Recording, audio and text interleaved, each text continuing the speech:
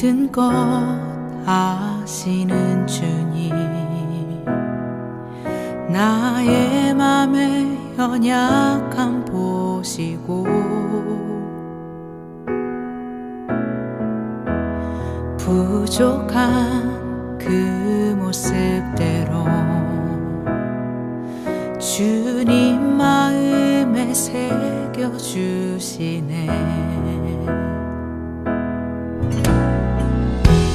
주님께 도로한 마음 하나하나 헤아려 주시니 그 마음 그 아픔들을 주님 손으로 품어주시네. 거친 길을 걸어갈 때도 험한 산이 앞을 막아도 빛 되신 주님의 두 손이 나를 붙드네. 주의 마음이 닿은 내 삶에 저민 슬픔을 씻으시는 주님을 찬양, 주 이름을 찬양하네.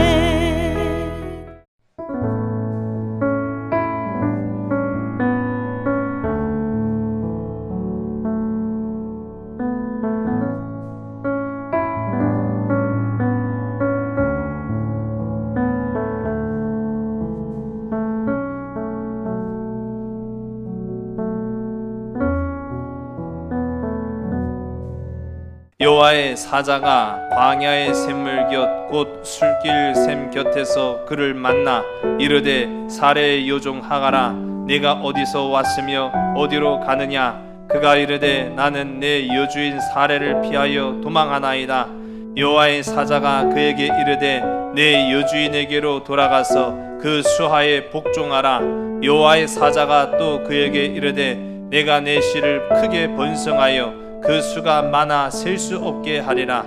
여호와의 사자가 또 그에게 이르되 내가 임신하였은즉 아들을 낳으리니 그 이름을 이스마엘이라 하라. 이는 여호와께서 내 고통을 들으셨음이니라. 그가 사람 중에 들나귀같이 되리니 그의 손이 모든 사람을 치겠고 모든 사람의 손이 그를 칠지며 그가 모든 형제와 대항하여 살리라 하니라. 하갈이 자기에게 이르신 여호와의 이름을 나를 살피시는 하나님이라 하였으니 이는 내가 어떻게 여기서 나를 살피시는 하나님을 배웠는고 함이라. 이러므로 그 샘을 브엘라 헤로이라 불렀으며 그것은 가데스와 베렛 사이에 있더라. 아멘.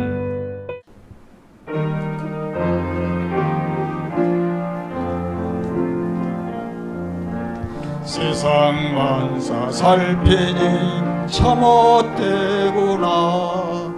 부귀공명 장수는 무엇하리요.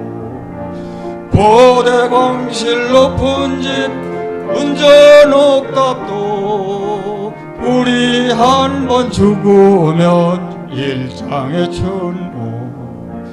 홍한 소년빈들아 자랑치 말고 영웅호걸 열사들아 뽐내지 마라. 유수 같은 세월은 널 재촉하고 조정막한 공동묘지 널 기다린다. 토지 많아 무엇해 나 죽은 후에 삼척광경 일장지 넉넉하오지. 의복 많아 무엇해 나 떠나갈 때 수의 한 벌 관한 게 족하지 않나.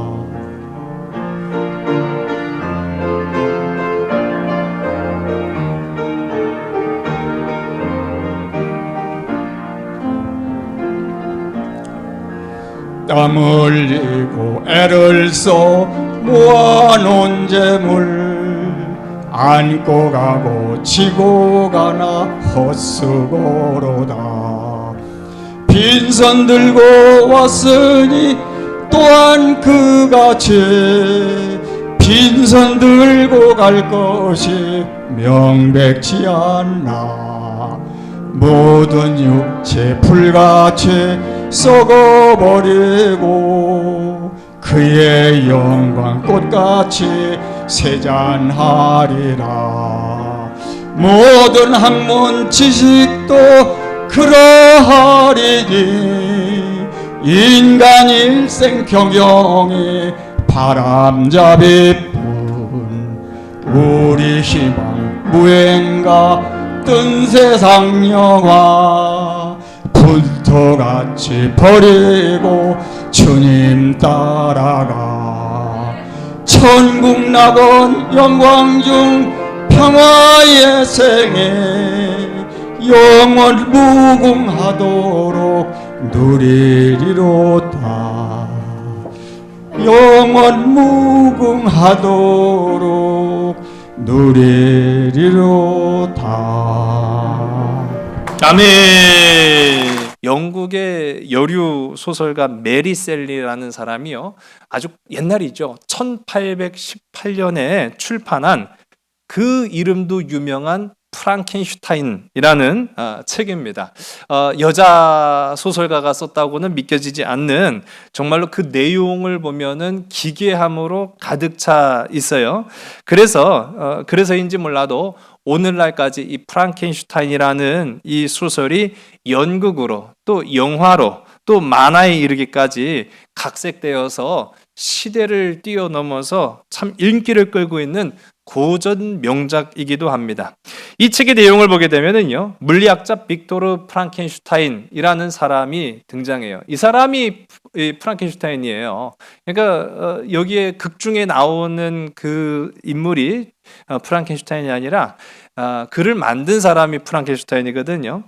이 사람이 이 야심차게 생명 창조의 연구를 진행합니다. 한마디로 무슨 의미일까요? 사람을 만들어내는 거예요. 참 기괴한 일이죠. 사람이 사람을 만든다라는 것 자체가 어떻게 보면은 금기시 되는 일일 수 있는데, 어쨌든 간에 이 빅토르 프랑켄슈타인이라는 박사가 사람을 만들어요. 그게 잘 될 리가 없죠. 수 없는 실패를 거듭합니다. 그래도 끝까지 포기하지 않고 어쨌든 간에 도전을 해요. 이 생명 창조를 위해서 실패를 거듭할수록 이렇게 하면 어떻게 할까? 이렇게 하면 어떨까? 라는 이제 아이디어를 덧붙이기 시작을 해요. 그래서 도살장에서 가져온 이 동물의 사체, 그리고 해부르실에서 가져온 인간의 인체를 조합해서 마침내 새 인류를 창조해냅니다. 이 소설이니까요, 그런가 보다 이제 우리가 생각을 하는 거죠. 그런데 이 문제는 뭐냐면요, 자기가 만들어낸 인간이 진짜 살아 숨쉬기 시작하는 거예요. 야, 성공했구나 라고 생각했던 그 기쁨도 잠시 내가 만든 이 피조물을 보고요, 경악합니다. 이유는 자기가 기대했던 모습이 아니었다라는 거예요. 이제 크기도 상당히 컸고요. 심지어는 그 외형이 정말로 호감 가지 않는 그야말로 괴물의 형상을 하고 있으니까요. 자기가 만들어 놓고도요, 깜짝 놀란 거예요. 그래서 이 프랑켄슈타인 박사가 자기가 만든 피조물이잖아요. 어떻게 보면 자기 자식과 같은 존재 아닙니까? 나 몰라라 하는 거예요. 그런데 이 깨어난, 어떻게 보면 새로운 생명이 불어넣어진 이 박사의 피조물은요, 이 프랑켄슈타인을 아버지라고 불러요. 그러니까 어쨌든 간에 자기가 만들었으니까 아버지이면 틀림이 없지요. 그렇게 아버지라고 부르는데도 불구하고 아주 철저하게 외면합니다. 마침내는 이 피조물, 우리가 이제 소위 말하는 이 소설 속에는 괴물이라고 나오거든요. 이 괴물이 프랑켄슈타인 박사를 아버지 하고 붙들고 애원함에도 불구하고 자신이 만든 이 피조물을 괴물이라 부르면서 폭언을 서슴지 않고 마침내는 그를 떠나가 버립니다. 완전히 그를 버린 거죠. 이 프랑켄슈타인이라는 이 소설의 내용이 그렇게 시작을 해요. 우리 지난 시간에 살펴봤던 내용을 잠깐 언급해 드리면은 사레와 아브라함이 하나님의 약속을 따라서 갈대아 우르를 떠나 가나안까지 우여곡절 끝에 도착합니다. 그런데 하나님의 약속을 받아서 왔음에도 불구하고 하나님의 약속을 받고 이제 나아가야 할 그런 인생과 걸음임에도 불구하고 그들을 끊임없이 인간적 고민과 세상적 염려에 갈팡질팡하는 그런 모습들 보게 돼요. 특히 이 아브라함과 사레는 나이가 많아서 더 이상 자식을 낳을 기대도 소망도 비전도 없었는데 하나님께서 주시겠다는 거예요.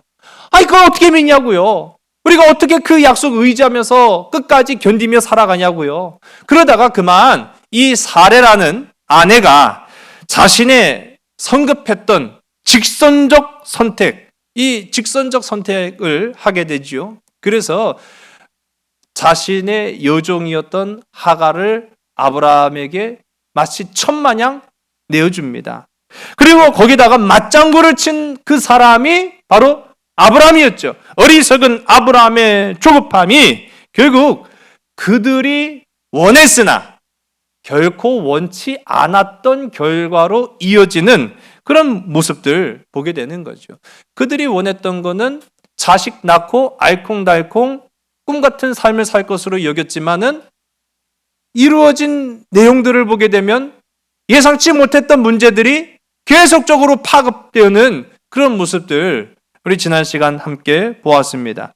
이 두 사람의 모습이 우리가 아브람과 사레의 모습이 아니라 누구의 모습이라고 했죠? 우리 자신의 모습이라고 했어요. 하나님의 약속하심, 하나님의 우리를 향하신 마음은 지금 당장이 아니라는 것에 우리는 조바심을 느끼는 거예요. 주님의 약속은 꼭 마치 돌아가는 것만 같고 우리가 선택해야 될 길은 직선적으로 선택해야 될 것 같은 그런 조급함 때문에 때로는 하나님의 역사를 우리 인생이 그르칠 때가 너무나도 많더라 하는 것이 이 말씀을 통해서 우리의 삶을 보게 하시는 하나님의 뜻인 거죠. 이들의 어긋난 선택이 하갈과 이스마엘이라는 괴물을 만들어낸 거예요.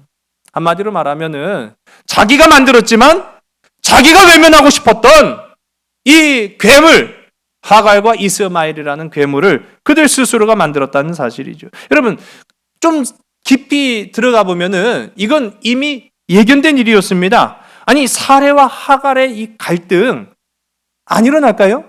이거 어떤 조건과 방법을 통해서도 이건 일어날 수밖에 없었어요. 자, 우리 아무리 100번 1000번 양보를 해서 그래요. 그냥 내가 좀 져주지 뭐. 어쨌든 간에 내가 결정한 일이고 내가 하갈을 택해서 아브라함에게 자식 낳으라고 그렇게 했으니까 그래 목적은 자식을 낳는 거야.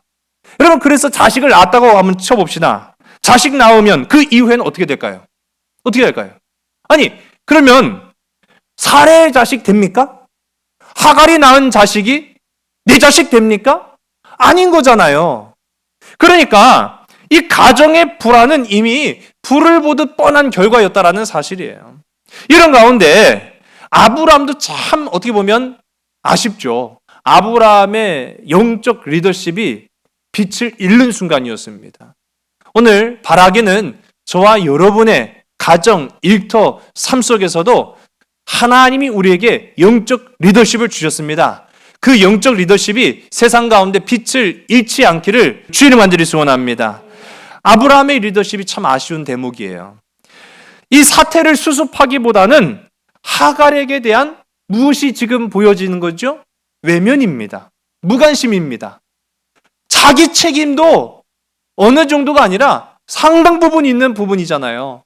그런데 아브라함은요, 그 자신의 이 체면 때문에, 자존심 때문에 자신이 져야 될 책임을 외면하고 무관심으로 일관하죠. 그래서 결국은 하갈이 학대당하도록 방치했다라는 것을 우리가 봐요. 여러분 우리가 여기서도 우리가 알 수 있는 것처럼 아브라함이 만일 영적 리더십을 가지고 주도권을 가지고 각 가장의 가장으로서 온전히 치리했다라고 한다면 이와 같은 사태까지도 오지 않았고요. 만일 이런 문제가 있다 할지라도 원만하고 또 이보다 더 아름답게는 해결될지 몰랐겠습니다. 그런데 아브라함이 어떻게 해요? 사례한테 권위를 위임해요. 그 사례한테 권위를 위임하는 것 때문에 문제가 더 크게 발생했죠. 우리가 때로는요, 이 권위를 위임할 때도 있어야 되지만 절대로 권위를 위임하지 말아야 될 때도 있습니다. 오늘 이와 같은 경우가 바로 그런 경우죠. 지금 왜 문제가 되겠습니까? 누구한테 그 권위를 위임했기 때문에 문제가 됩니까? 분노에 사로잡힌 사람한테 권위를 위임했기 때문에 문제가 되는 거예요. 질투에 사로잡힌 사람한테 힘을 줬기 때문에 문제가 되는 거예요. 여러분, 우리가 우리 정치인 투표하고 대통령 선거하고 하는 그런 과정들 그냥 이루어지지 않죠. 민주주의 국가니까 국민의 한 사람으로서 투표를 행사하지 않습니까? 이게 왜 중요한지 아세요? 아무한테나 힘을 줘서는 안 되기 때문인 거예요. 분노에 사로잡힌 사람한테 힘을 주면 안 됩니다. 질투에 사로잡힌 사람한테 힘을 줘서는 안 됩니다. 권력을 가지고 자기의 만족과 유익을 위해서 살아가는 사람한테는 힘을 줘서는 안 됩니다. 그러니까 이런 문제가 발생하는 거예요. 분노에 사로잡혔고 질투에 사로잡혔던 사례한테 네가 알아서 해. 그렇게 힘을 줬더니 결국은 어떻게 돼요? 혼란과 파국을 야기했다라는 사실이에요. 여러분, 마침내 이 하갈이라는 이 여종이 임신한 상태로 이 학대를 견디다 못해 어떻게 합니까? 도망치고 말았죠. 도망을 쳤어요. 우리 7절의 말씀을 우리 본문 우리 화면을 보시고 함께 읽습니다. 시작. 여호와의 사자가 광야의 샘물 곁 곧 술길 샘 곁에서 그를 만나. 아멘. 이 말씀 속에 나타나는 이 샘물 곁 곧 술길 샘이라는 곳이 어디냐 하면은요, 이스라엘의 남서쪽에 위치한 자리고 또 우리가 애굽이라는 곳의 경계선에 있는 장소이기도 합니다. 우리 애굽과 이스라엘이 붙어 있는 것을 우리가 알잖아요. 근데 애굽으로 가기 위해서는 반드시 이쪽을 지나야만 합니다. 그러니까 이 슈르라는, 성경 속에는 술이라고 이제 표현되어 있지만은요, 슈르 이렇게 이제 발음을 해요. 이 슈르라는 곳까지 이 하갈이 도망쳐 왔다라는 것을, 상당히 먼 거리까지 간 거예요. 상당히 먼 거리까지 갔는데 이 위치상으로 보면은 우리가 얼핏 알 수 있는 게 이 하갈이 어디 출신이죠? 잘 모르세요? 그렇죠. 애굽 출신이잖아요. 그러니 자기가 나고 자란 고향인 어디로 가려고 했던 겁니까? 그렇지, 애굽으로 가려고 했던 것을 우리가 대충 짐작할 수 있어요. 애굽으로 갈 목적으로 사례의 학대를 견디다 못해서 이 슈르라는 곳까지 도망쳐 내려옵니다. 그래서 그 길 가운데에 샘물을 만난 거예요. 그 사막 한가운데 샘물이 있었으니까 거기가 쉼터가 되는 거죠. 그 쉼터 곁에서 잠시 숨을 돌립니다. 잠시 숨을 돌리는데요, 사람이 정신없이 살다 보면은 좌우 뒤를 돌아볼 겨를이 없어요. 근데 잠시 멈춰 있는 사이에요, 그동안 생각하지 못했던 많은 고민과 걱정과 근심과 염려들이 한꺼번에 확 몰려올 때가 있어요. 여러분, 그래서 우리가요, 인생을 살아가면서 바쁘게 살아가는 것만이 답이 아니라는 겁니다. 인생의 명답을 쫓지 마시고 인생의 정답이 되시는 하나님을 추구하는 저와 여러분들에게 간절히 소원합니다. 인생의 명답을 찾느라고요, 분주하게 살고 분주하게 그냥 우리가 정신없이 달려가면은 그 달려갈 때는 좌우가 안 보이니까 그냥 그럭저럭 견딜만 하잖아요. 잠시 멈춘 그 순간에요, 그동안 하지 않았던 걱정과 근심과 염려가 한꺼번에 나를 그냥 매몰시켜 버리는 거예요. 지금 하갈이 도망쳐 나올 때는 그냥 도망치느라고 정신 없었어요. 그런데 그 샘물 곁에 딱 앉아서 쉬는 사이에 이 여인에게 그야말로 원통하고 애통한, 그래서 억울한 자신의 감정이 복받쳐 올라오는 것을 경험하게 됩니다. 아니, 내가 뭔 잘못을 했길래 라는 그런 생각을 아마 100번, 1000번도 넘게 했을 거예요. 자신을 내몬 사례가 원인 제공자잖아요. 아니, 자기가 잘못해놓고 자기한테 탓을 하면서 자기를 학대하니 이 얼마나 억울한 일입니까? 또 아브라함도 그래요. 아니, 자기를 임신시켰으면은 소위 말해서 책임져야 될 거 아니에요. 근데 아기를 가지고 있는 자기를 외면하고 또 버렸다라고 생각이 드니까 이거야말로 억울한 일이 세상 어디 있겠어요. 그러니까 생각을 하면 할수록 이 하갈을 사로잡는 마음은요, 근심과 염려와 분노와 좌절이었어요. 여러분, 우리도 그럴 수 있습니다. 우리가 세상 원통하고 애통하고 에휴, 그래도 그냥 시간이 어떻게든 해결해 주겠지 하면서 정신없이 달려가잖아요. 정신없이 달려간다고 해결되지 않습니다. 우리의 모든 근심과 걱정과 염려를 해결하시는 하나님을 구하는 저와 여러분 되기를 주의 간절히 소원합니다. 그렇게 되지 않으면요, 우리를 사로잡는 감정은 분노예요. 우리를 주장하는 감정은요, 원통함이에요. 억울함이에요. 좌절이라는 사실이에요. 그래서 이 슈르라는 샘물 곁에 있던 하갈이 도망을 치긴 했는데, 또 곰곰이 생각해 보니까 애굽으로 갈 수 있겠어요?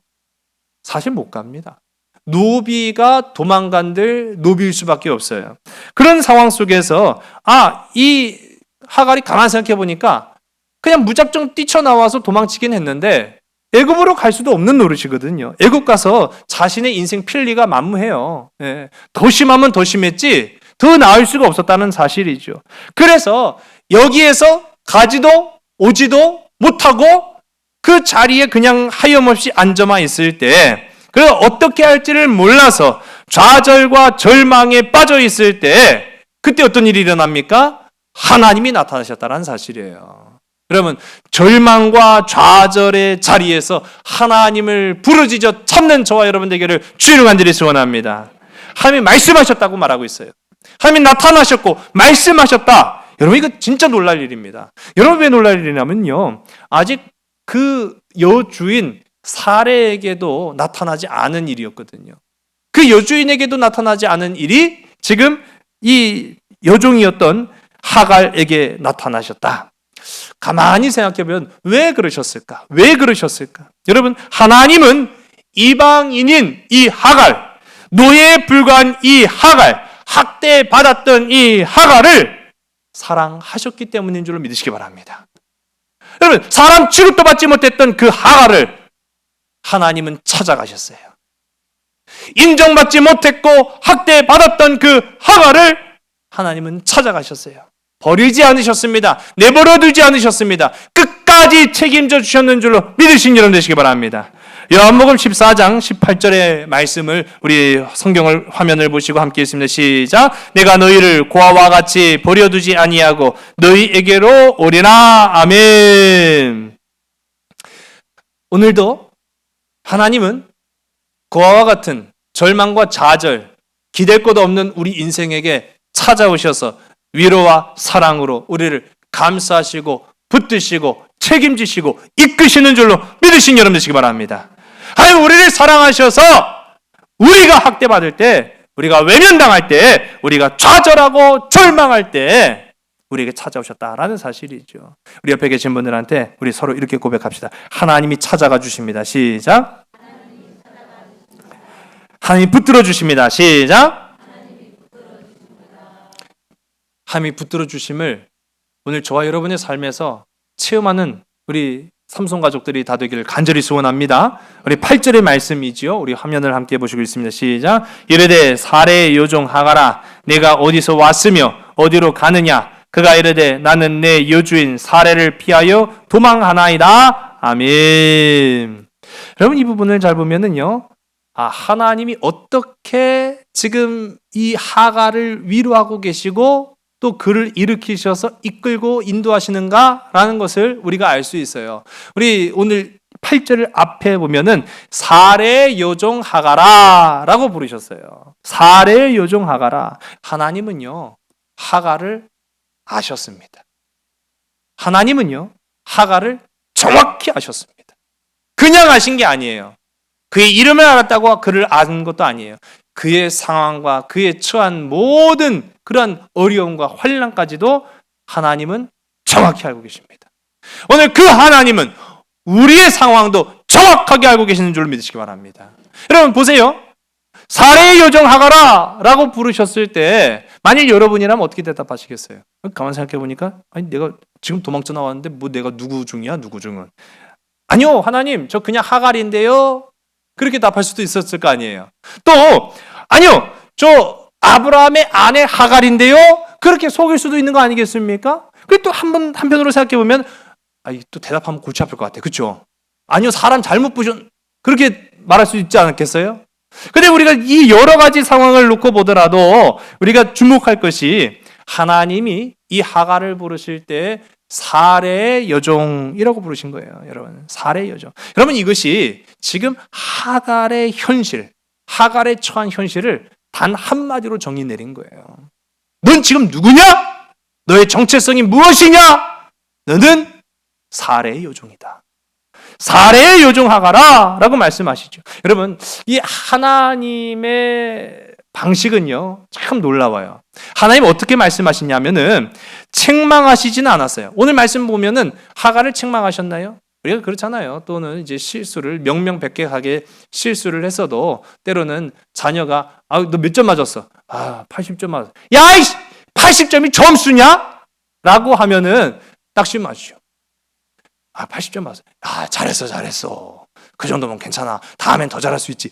그러면요, 그래도 마음의 위로는 될 거 아니에요. 뭐 물론 다 그럴 수는 없겠지만은요. 어쨌든 간에 지금 하나님이 하갈을 대하는 방식을 보면은 너 지금 종 주제에 지금 뭐 잘났다고 지금 끼고 와갖고 도망쳐서 여기까지 와 있어? 싹 돌아와! 그렇게 하나님이 말씀하지 않으셨어요. 가만 보니까 책망하시진 않았지만은요, 이 말을 잘 생각해 보면 사례의 여종 하가라 라고 하는 이 말로서 사례의 잘못을 스스로 깨닫게 하십니다. 사례의 잘못. 여러분, 사례가 뭘 잘못했어요? 사례가 잘못한 게 있어요, 없어요? 없는 것 같죠? 그런데 사례가 잘못한 게 있어요. 어떤 측면에서는 내가 잘못한 게 없는데 가만 생각해 보니까요, 잘못한 게 있을 수도 있어요. 여러분, 그럴 때가 있습니다. 저도 부부싸움 할 때가 있잖아요. 부부싸움 하면은 기를 쓰고서라도 이겨야 돼. 그렇지 않아요? 저만 그래요? 말싸움이 됐든 뭐가 됐든 간에 기를 쓰고 내가 당신이 잘못했지 한참을 그렇게 해가지고요 냉전 상태가 돼요. 가만히 생각해보면은 내가 잘못한 게 있을까요, 없을까요? 저를 그렇게 죄인으로 몰아가시면 여러분 마음 편하대요. 근데 맞아요. 내가 잘못한 거 하나 없다고 생각하고 당신이 잘못했잖아 막 이렇게 막 몰아가다가도 가만히 생각하면 내 잘못이 보이더라고요. 여러분, 하나님이 하갈에게 너 잘못했구나 그런 말씀도 안 하셨고 네가 종주제라고 무시하지도 않으셨지만 사례의 여종 하갈아 라고 부르시면서 이 사례 스스로에게 묻게 하시는 거예요. 내가 누구의 종이지? 나의 정체성이 무엇이? 내 잘못이 전혀 없는 줄 알았는데 내 잘못이 그 순간에 보이는 거예요. 여러분, 하갈 자신이 임신함으로 인해서 잠시 교만해졌습니다. 잠시 그 교만해진 하갈이 자신의 신분을 망각하고 그 주인 사례를 무시하면서 벌어진 사태가 오늘의 나를 만들었잖아요. 그러니까 잘못이 아주 없다고 말할 수가 없는 거죠. 이어서 하나님이 이 하갈에게 계속 묻습니다. 우리 한번 따라해볼까요? 어디서 왔으며 어디로 가느냐? 여러분, 이거는요 하나님이 몰라서 물은 게 아니에요. 하나님 너무 잘 알고 계셨어요. 너무 잘 알고 계셨지만은 하갈에게 이 말을 함으로 인해서 하갈 스스로가 또 생각해 본 거예요. 나 어디서 왔지? 나 어디로 가야 되지? 도망간다고 해서 종 안 되는 거 아니에요. 나는 여전히 종에 불과해요. 그런데 어디로 갈지를 이제 모르겠는 거예요. 어디로 갈지는 지금 확실치 않잖아요. 근데 어디서 왔는지는 확실해야 확실하지 않아요. 그렇죠. 확실한 걸 깨달았어요. 우리도 그렇지 않습니까? 어느 인생도 어떻게 살아야 될지, 어디로 가야 될지 모릅니다. 여러분, 여러분의 계획대로 될 것 같잖아요. 안 되죠. 여러분의 뜻대로 될 것 같잖아요. 안 되죠. 여러분의 생명을 여러분이 쥐고 있을 것 같잖아요. 아니죠. 그러니까 즉 우리는 한마디로 말하면 내일을 모르는 인생들이에요. 어디로 가야 될지를 모르는 인생들이에요. 어디로 가야 될지, 어떻게 해야 될지 모릅니다. 그런데 분명한 한 가지는 어디에서 왔는지나 우리가 알아요. 생명의 근원이신 하나님의 품에서 왔는 줄로 믿으신 여러분 되시기 바랍니다. 우리가 어디로 가야 될지는 모르지만 어디서 왔는지는 알아요. 하나님의 품에서 왔습니다. 하나님에게서 나타난 자들이 오늘 복된 저와 여러분인 줄로 믿으시기 바랍니다. 하나님은 하갈에게도 왔던 곳으로 돌아갈 것을 그래서 지금 명령하고 계신 거예요. 우리 9절의 말씀을 우리 함께 보겠습니다. 시작. 여호와의 사자가 그에게 이르되 내 여주인에게로 돌아가서 그 수하에 복종하라. 아멘. 여러분, 가고 싶겠어요? 안 가고 싶죠. 그렇죠. 맞아요. 근데 지금 하나님이 이 하갈에게 너 누구냐? 저요. 사례 요종인데요. 너 어디서 왔니? 저를 학대했던 사례 곁에서 도망쳐 왔는데요. 어디로 갈 거니? 모르겠는데요. 그럼 너 돌아가라! 그 말씀을 하시는 거예요. 돌아가라고요? 여러분, 돌아가고 싶지 않죠. 학대와 무시의 현장으로 어떻게 돌아갈 수 있겠습니까? 아마 저 같으면 물었을 거예요. 잘못 들었죠? 하나님, 다시 한번 말씀해 주세요. 돌아가라고요? 아니죠. 저를 위한 어떤 도피처라든지 저를 위한 어떠한 마을을 주시면 안 될까요? 아니, 전능의 하나님이시잖아요. 그렇게 물을 수도 있지 않겠습니까? 왜 하나님께서 너 어디로 갈지 모르지, 너 어디서 왔는지는 확실하지, 그곳으로 돌아가라! 여러분, 하나님의 뜻은요 분명합니다. 현실에서 우리가 살아가는 이 현실이 아무리 힘들고 어렵더라도 도망치면 답이 있습니까? 없습니까? 답이 없다는 거예요. 현실에서 도망치는 자에게는 답이 없어요. 오히려 하나님은 그런 우리를, 현실에서 도망치고 싶은 우리를, 현실에서 달아나고 싶은 우리를 등 떠미셔서 사자굴 속으로 집어넣으시는 거예요. 불타는 용광로 속으로 집어넣으시는 거예요. 마치 다니엘처럼. 다니엘이 발버둥 쳤습니까? 살려달라고 아우성 쳤습니까? 내가 있을 곳은 이곳이 아니라고 했습니까? 아니에요. 다니엘은 사자굴 속으로 들어갔습니다. 다니엘은 불타는 용광로 속으로 들어갔습니다. 왜 그랬을까요? 그곳에 답이 있었기 때문이에요. 인생의 답은 하나님이 보내신 바로 그 역사의 현장, 우리의 삶의 터전에 답이 있는 줄로 믿으신 여러분 되시기 바랍니다. 거기에 답이 있다는 거예요. 거기에 답이 있다는 거죠. 말씀드린 것처럼 우리는요 피하고 싶은 자리가 있어요. 피하고 싶은 자리는요 우리가 모르는 자리가 아니에요. 내가 너무나도 잘 알고 있는 내 삶의 현장을 때로는 벗어나고 싶고 피하고 싶어요. 어렸을 적에 저는요 시험 칠 날이 다가오면은 학교를 가고 싶지 않았어요. 그런데 보세요. 시험 치는 게 겁나서, 시험 치는 게 두려워서 학교를 가지 않으면 문제가 해결됩니까? 안 되겠죠. 아니에요? 벗어나야 돼요? 안 되겠죠. 답은 거기에 있는 거예요. 가야죠. 제가 군대를 갔는데 첫 휴가를 명받고, 진짜 그야말로 꿀 같은 4박 5일 첫 휴가를 보내는데요. 진짜 시간이요. 눈 깜빡할 사이에 확 지나가는데 복귀할 날이 된 거예요. 가고 싶었겠습니까? 너무 잘하시네. 네. 발걸음이 떨어지지 않는 거예요. 그 학대의 현장으로, 그 폭력이 난무하는 현장으로 가고 싶은 마음이 없는 거예요. 정말로요, 진짜 복귀하는 날인데 밥이 목구멍으로 안 넘어가더라고요. 정말 발걸음이 떨어지지 않는구나. 그런 생각을 했는데, 그런다고 도망치면 답이 될까요? 아니에요. 답은 그 속에 있더라고요. 그 속으로 들어가야 되는 거예요. 여러분 삶의 현장, 여러분의 삶의 현장에 답이 있는 줄로 믿으시기 바랍니다. 벗어나야지, 떠나야지. 그게 답이 아니더라고요. 답은 그 속에 있었다라는 거예요. 하나님은 하갈에게 왔던 곳으로 돌아갈 뿐만이 아니라 명령하시죠. 뭐라고 명령합니까? 사례의 그 권위에 복종해라. 순종해라.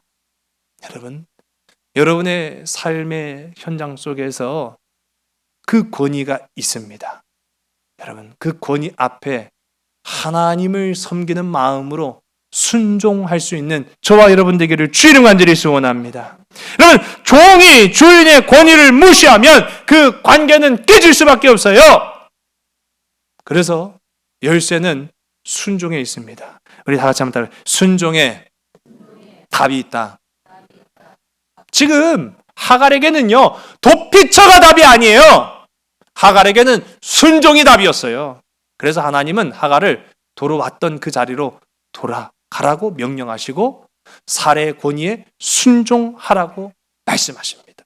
하나님의 자녀가 하나님의 권위를 무시하면 그 관계가 깨질 수밖에 없습니다. 여러분, 깨어진, 끊어진 하나님과 나 사이의 관계, 그 상황을 변화시키는 것은 오로지 순종밖에 없는 줄로 믿으시기 바랍니다.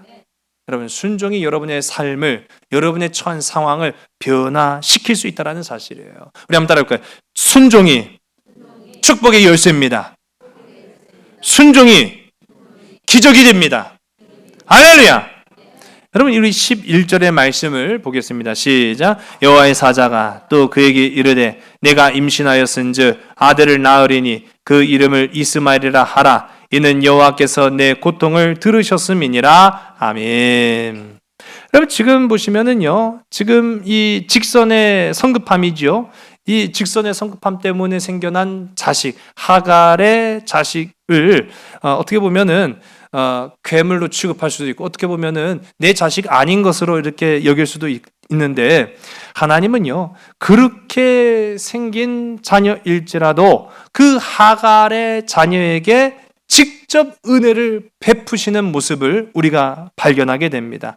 여러분, 하나님께서 그 하갈의 아들의 이름을 뭐라고 지으라고 하셨다고요? 이스마엘. 이스마엘이라는 뜻은요, 하나님이 들으셨다.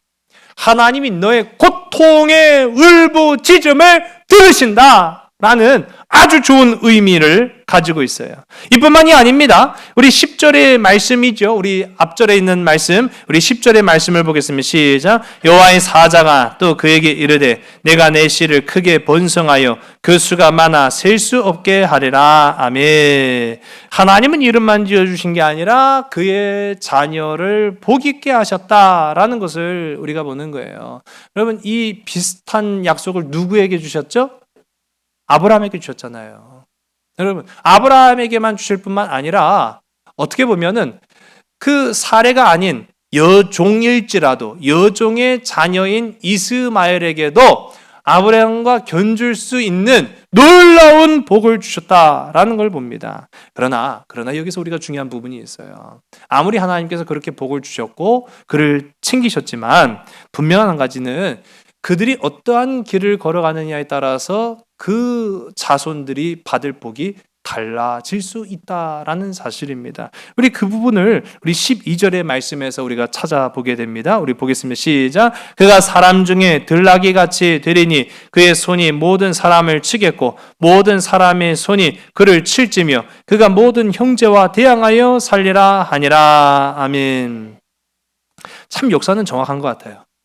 그래서 우리가 지금도 보면은 세계적인 그런 종교들이 있죠. 세계적 종교들 가운데 두 축을 이루는 종교가 바로 우리가 하나님을 중심으로 하는 기독교와 이슬람교로 우리가 볼 수 있습니다. 근데 이슬람교도요, 결국 그 뿌리 근원으로 올라가게 되면 이스마엘이에요. 그리고 결국은 하나님을 섬기는 자들이, 물론 우리가 믿는 하나님과는 아주 차원적으로 다르지만은요. 어떻게 된 겁니까? 어떻게 보면은 전 세계의 역사의 흐름이 이 두 축으로, 두 자녀들로, 자손들로 번성했는데 결국은 서로 앙숙이 되고 다툼이 될 수밖에 없었다라는 것을 보게 되는 거죠. 그것을 오늘 성경은 보면은 들나귀로 표현하고 있다라는 것을 우리가 알 수 있습니다. 여러분, 하나님을 믿노라 하면서도 하나님의 뜻대로 살아가지 않으면 우리도 들나귀가 될 수 있고요. 하나님의 뜻대로 순종하며 살아가면은요, 우리가 이삭의 복을 받을 수 있다라는 사실입니다. 이삭의 복을 구하는 저와 여러분 되기를 주의 이름 간절히 소원합니다. 이제 우리 말씀을 이제 적용해 보기를 원합니다. 여러분, 앞서도 제가 소개해드렸던 이 프랑켄슈타인, 이 메리 셀리의 소설 프랑켄슈타인이라는 이 소설 이 후반부로 넘어가게 되면은요, 이 프랑켄슈타인 박사의 피조물, 괴물로 지칭하고 있는데 쭉 보면은요, 사실 이 프랑켄슈타인 박사는요, 자신이 만든 자식과 같은 이 피조물에게 이름조차 지어주지 않았어요.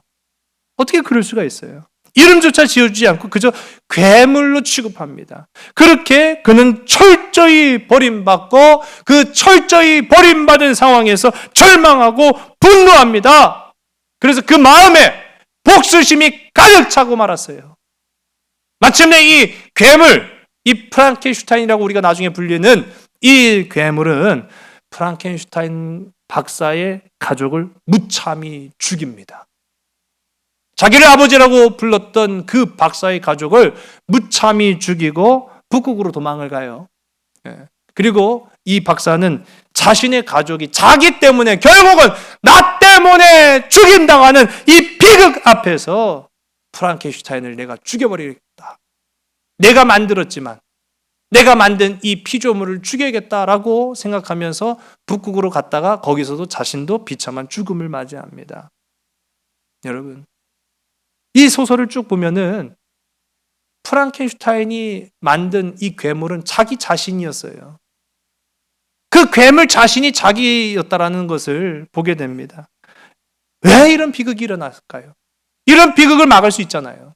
여러분, 우리 상황도 마찬가지입니다. 우리의 삶도 마찬가지입니다. 이런 비극을 막을 수 있습니다. 그래, 하나님은, 사랑의 하나님은 우리의 삶 속에 이런 비극이 일어나기를 원치 않으셔서 하갈에게도 찾아가셔서 그를 위로하시며 그에게 복 주시며 그의 자녀가 괴물이 아닌 이스마엘이라 살 것을 명령하십니다. 복을 주셨다라는 사실이에요. 여러분, 아브람 잘못했어요. 사레도 잘못했어요. 오늘 말씀 속에 살펴보니까 하갈도 잘못했어요. 다 잘못이 있어요. 잘못한 인생의 갈 곳은 그 어디에도 없습니다. 가인이 동생 죽이고 어디로 갔습니까? 갈 곳이 없었어요. 사실은 가인이 간 곳은요, 하나님의 품을 떠나서 멀리 간 것밖에 없어요. 오늘 우리는, 우리의 선택은 다릅니다. 오늘 우리는 하나님의 품으로 갈 곳이 있어요. 여러분, 절망의 자리에서, 분노의 자리에서, 낙심의 자리에서 하나님의 품으로 돌아가는 저와 여러분 되기를 주님 간절히 소원합니다. 하나님의 품에 안기면 하나님의 사랑이 우리의 실패를 덮어주십니다. 하나님의 그 사랑으로 덮어주십니다. 여러분, 하나님의 사랑으로 용서함을 받은 우리도 서로의 허물을, 서로의 잘못을 하나님의 사랑으로 덮어주어야 한다는 사실이에요. 오늘 이 말씀을 통해서 여러분의 삶 속에 용서하지 못했던 사람이 있다면 용서해 주시기 바랍니다. 덮어주지 못했던 일이 있다면 덮어주시기 바랍니다. 그렇게 해야 우리의 삶에 더 이상 비극이 일어나지 않게 된다라는 것을 보는 거예요. 오늘 복된 저와 여러분의 삶의 걸음마다 하나님의 은혜와 하나님의 사랑과 하나님의 용서의 십자가가 든든히 서가는 우리 모든 믿음의 지체들이 다 되시기를 주의 이름으로 간절히 소원합니다. 기도하시겠습니다. 아버지 하나님, 분노로 가득 찬 우리의 인생, 절망과 원망으로 가득 찬 우리의 삶, 그 가운데 찾아오신 주님을 우리가 만나게 하옵소서. 주님의 음성을 듣고 우리의 삶에 도피처럼 갈 것이 아니라 오히려 하나님이 보내신 그 장소, 가정, 일터에 순종할 때에 답이 있음을 기억하게 하셔서 그 속에서 하나님의 사랑으로 모든 허물을 덮으며 살아가는 주의 백성, 주의 자녀들 되게 인도하여 주시옵소서. 우리는 갈 길 모르나 하나님만이 우리의 삶의 걸음을 인도하시고 살피시며 용서하시고 열매 맺게 하여 주실 줄로 믿습니다. 전적으로 주를 의지하여서 순종의 답이 있게 하시고 순종의 축복의 열쇠가 있게 하시며 순종 끝에 열매 맺는 주의 거룩한 하나님의 일꾼, 하나님의 백성, 하나님의 자녀들이 되게 인도하여 주시옵소서. 모든 것을 주께 온전히 의탁하오며 참 사랑 되시는 나사렛 예수 그리스도 이름으로 감사하며 간절히 기도드렸사옵나이다. 아멘. 거친 길을 걸어갈 때도 험한 산이 앞을 막아도 빛 되신 주님